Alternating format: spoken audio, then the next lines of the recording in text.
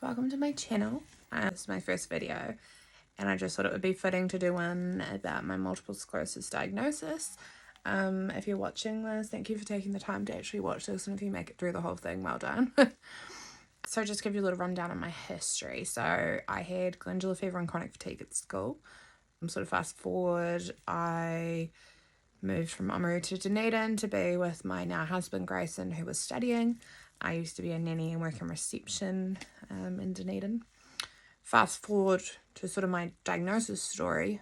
I went home to Oamaru one weekend just to visit mum and dad, and I remember it very vividly. I was standing in the lounge and I went to go and sit down, and just instantly my left hand just got pins and needles in it, like straight away. I don't think much of it until I sat down, and it was like 5 minutes had passed, and I turned to mum and dad and I was like, my hand's got pins and needles in it, like it's not gone away. And they were like, oh, that's a bit strange, just give it some time. So yeah, just carried on as per usual. Anyways, went back to Dunedin and went and saw the doctor, who did a whole lot of assessments on me.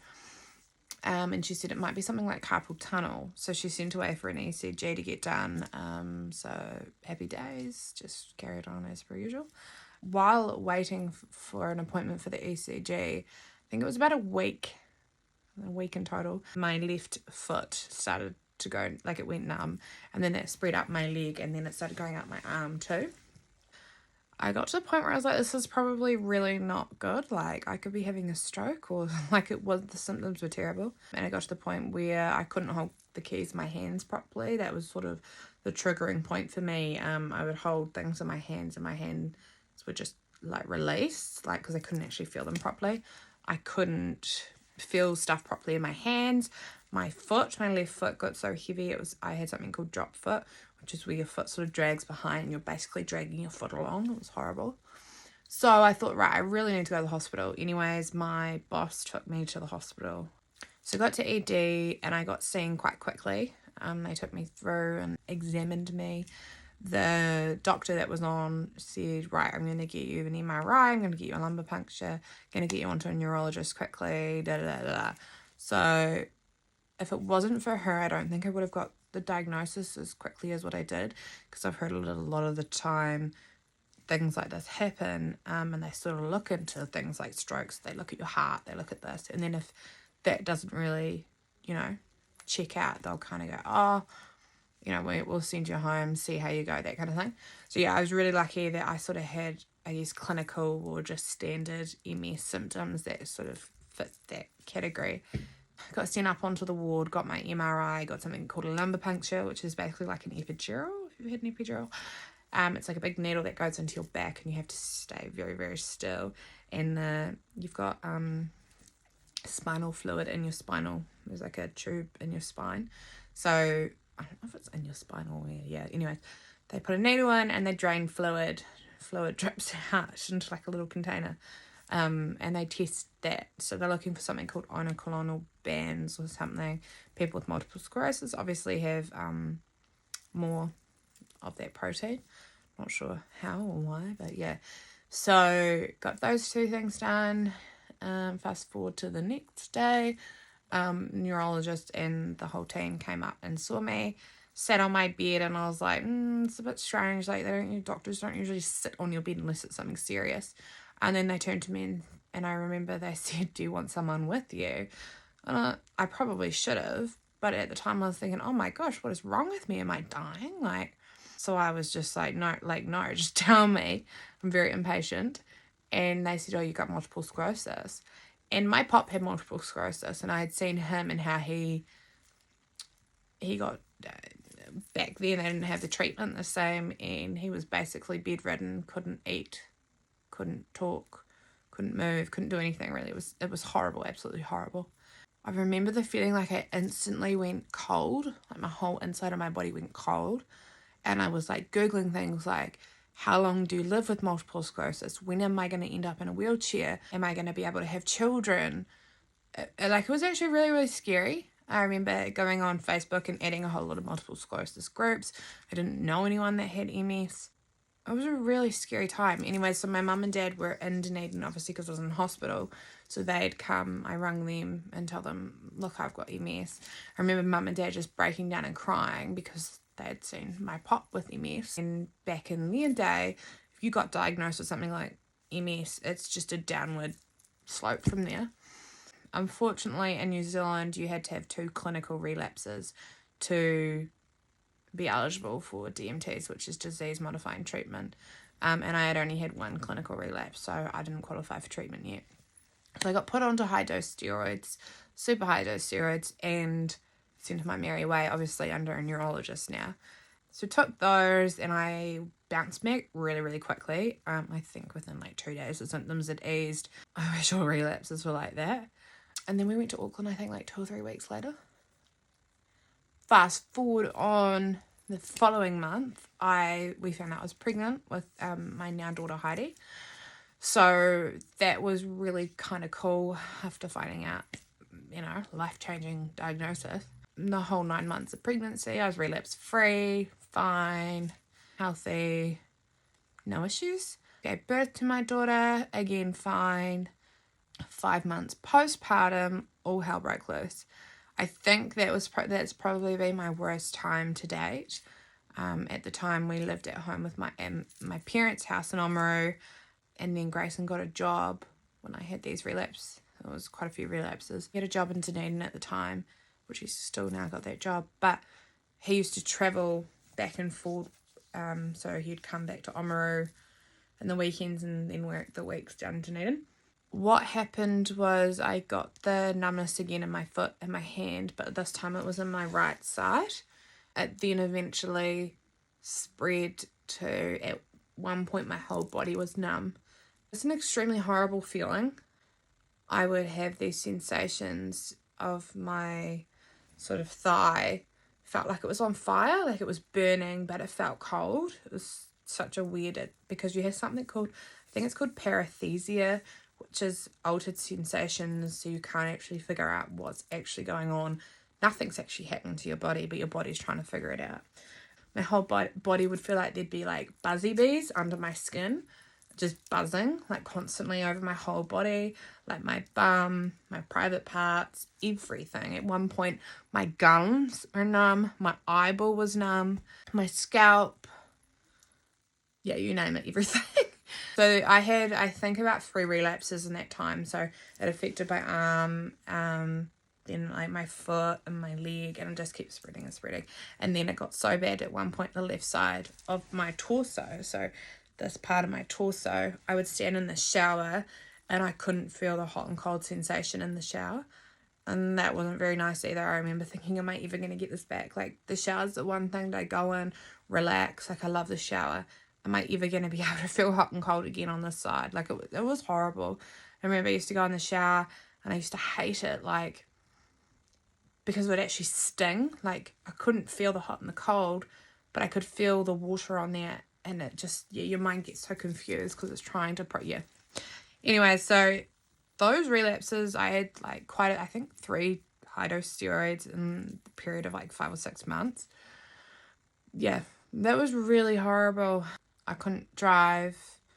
I played a lot on the ground with Heidi because she was 5-6 months at this point. I couldn't feel her domes on her clothes properly to like do them up. My fingers wouldn't work properly, so like I'd be trying to like squeeze the domes together and they'd be like this, like they couldn't match up. I'd be scared to carry her. Mum and Dad had like literally 2 steps from their dining room to their lounge, just little 2 steps up. And I remember one time getting on my hands and knees and like crawling up these steps because I was so scared of going up these steps and dropping my daughter.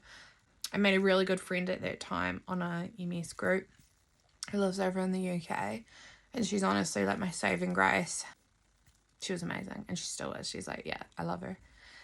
Anyways, so then I finally qualified for treatment. So I went on to something called Tecfidera, which was a pill twice a day. It gave me horrible flushing. So I would basically turn into a tomato, like my whole face, and up here would go red and itchy, hot.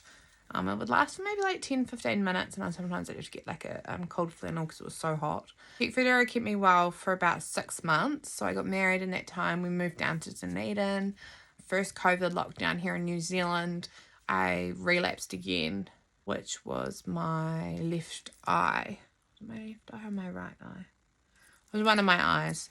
Anyway, so I had something called INO, which is basically where your eyes don't work in sync. So if you're looking, like, see how my eyes work in sync when I do this? Basically what was happening is one would be going this way and one would be trying to go that way, but the muscles weren't working together properly. So I had symptoms of, like, I had double vision, I had headaches, I felt off balance, vertigo, obviously couldn't drive. I basically slept for like 2 weeks straight. Went on high dose steroids. So it was during this period that I went and saw my neurologist and had a checkup, because obviously you keep in touch when you relapse. What's the go now? I had another MRI. So when they said to us, do you have any plans on extending your family? And at that point, yes, we did. We wanted more kids, but we didn't want another one just yet. Like, Heidi was only 18 months old at this time. Said, well, you've got highly active multiple sclerosis and we need to get on top of this, we need to go hard, so we need to get you on some strong meds. He said, if you're looking at extending your family, I would suggest you sort of look at doing that really soon, so we can put you on something called Tysabri, which is an infusion.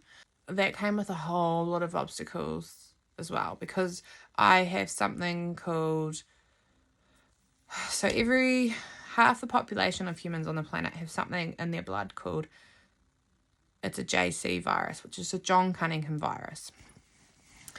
Basically, it's like any other virus, but it sits dormant. I don't know how you contract it, but it sits dormant in your blood system. It can sit dormant in, like, around your kidneys, or I don't know. So they do a test for it, blood test for it, and it's sent over to, I think it's the Netherlands. Really strange place, but anyways.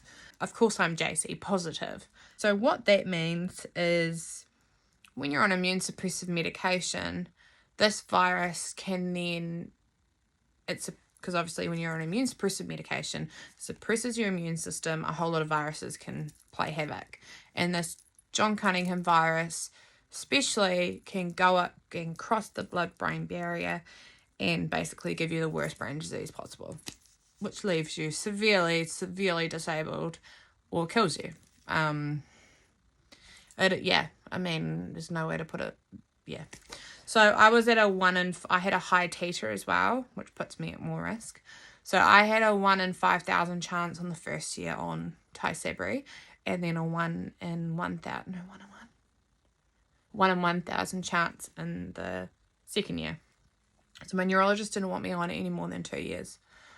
So we decided, after a lot of umming and ahhing and whether I would take that risk or not. I'm not really a risk taker. And that's a huge thing at the age of, what was I? I would have been 23. To think you could take a medication like this and it could kill you, basically. And I have a husband and a young daughter, and I'm only 23. Like, why do I have to make these huge decisions? So anyways, we decided to do it because we decided we want another child. We want Heidi to have a sibling. And this was the only safest extreme medication at the time to have a child on. We were really lucky. I got pregnant within 3 months. We were really, really blessed. So that helped, because it's also stressful if you've got a 2-year time period. You really want to get pregnant fast so that it reduces your risk even more, because you don't really want to go into the second year, which is 1 in 1,000. You'd rather stay in the 1 in 5,000 chance of getting the disease. It's called PML, progressive multifocal leukemia. I don't know, look it up. Look PML up if you want to find out more about it. I had my son, and then as of maybe 8 months ago now, I started a new treatment called Ocrevus, which is an infusion once every 6 months, which is wonderful because the Tysabri was once every 6 weeks. So it's nice to only get it once every 6 months because they also don't have very good veins. So I'm on that now, and I'm finding that really good, apart from the fact that it's more immune suppressive than Tysabri. For some reason, it attacks different cells, so you're not at risk of PML, but it does make me extremely sick, so I catch sicknesses so much easier, especially having 2 young kids, one that goes to daycare. I get sick so easily, and I literally can't, like, kick any of the sicknesses I have. It's horrible. Massive flare up about 4 or 5 weeks ago now. They thought it might have been another relapse. My doctor did. I was severely dizzy, vertigo, I didn't have double vision, but I was seeing my eyes were doing funny things. But I don't think it was a relapse. So I think it was just a flare up. So they put me on some steroids for that. And just sort of eased everything, but I don't think it was a relapse. So far I'm doing pretty good at the moment, just chugging along. So I have a lot of residual symptoms left. Obviously that damage has been done to my brain. So when I have relapses, it attacks the myelin in your brain and that can't be repaired. But your brain's so smart, it can learn ways to reroute those signals. I get lots of vertigo, I get lots of dizziness, I see little black dots in my eyes, like when I'm looking at bright lights. If I get really hot or I'm sick or stressed, it's like little grit all over my eyeball when I look out of it. It's not very nice. I get restless legs. Randomly parts of my body goes tingly and numb, often when I'm stressed, tired or sick or hot. I get like certain parts, like this area might go numb. Half my nose sometimes goes numb. Yeah, just random bit. I also get like a really heavy knee sometimes. So the area around my knee and my kneecap feels like there's so much fluid on the knee, but that's just like a heavy feeling. Just the muscles and the stations. I get a lot of fatigue. I forget a lot of things easily. Yeah, a whole lot of things. So basically multiple sclerosis is a definition of multiple sclerosis. So sclerosis means scars. So obviously multiple scars. So what happens is when you have a relapse or an attack or an excavation, you've got your neurons in your brain. So obviously just imagine this is the pathway that the neurons travel. You've got a neuron. Just think of an electrical wire. So you've got the electrical wire and you've got the coating around the electrical wire to keep it safe.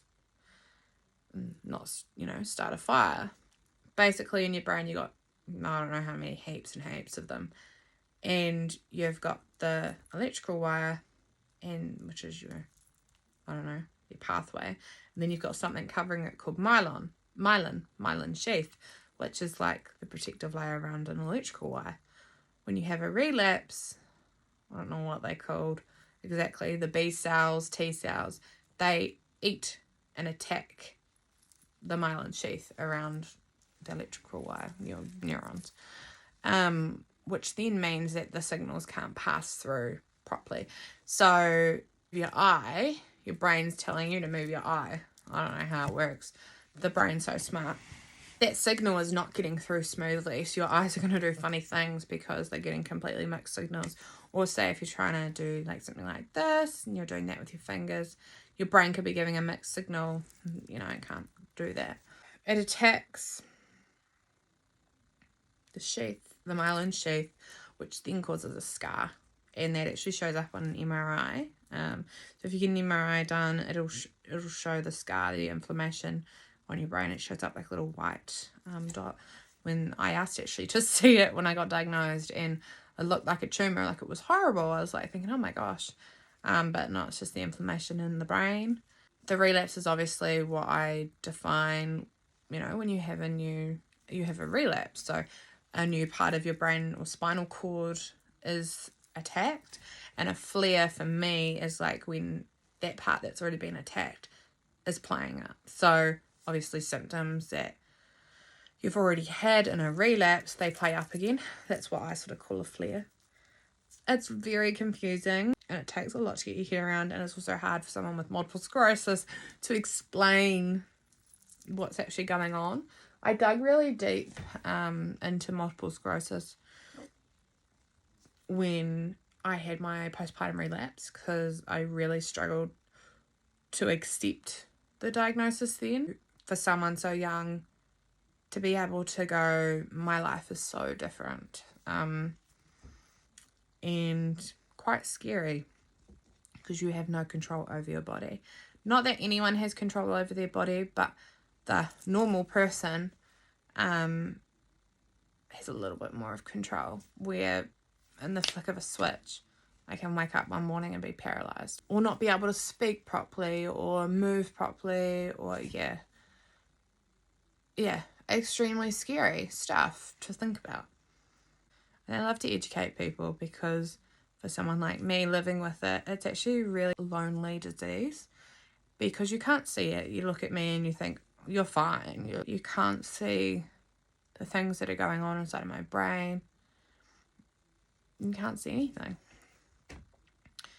Anyways, I've done a lot of soul searching, and I've done a lot of work on myself. I feel like I'm at a really good place currently with my multiple sclerosis. I'm on good treatment. I've got some really amazing friends around me that have multiple sclerosis. I also have some amazing friends around me that don't have multiple sclerosis, but care about, how I'm doing, or just trying to... I think the biggest thing is having someone interested in your health, or interested in understanding it, because then they can actually sort of have an understanding of what's going on in my body, in my life, where otherwise you got no idea. And I understand that. Why would you actually need to know? If you're not living with it, why do you need to know? I mean, you don't. But for someone living with it, it's honestly the best thing when someone says, tell me about it. Like, what do you experience? Like, I hope that sort of gave you a little bit of a rundown. There's a lot of things that I haven't covered. I mean, it's a huge, huge journey I've been on. I might do a wee question and answer video. So if you've got questions for me about my symptoms, diagnosis, treatment, kids, anything. I hope you've enjoyed this, and if you've got to this far, well done, because that's a lengthy video. Alright, I'll talk to you next time.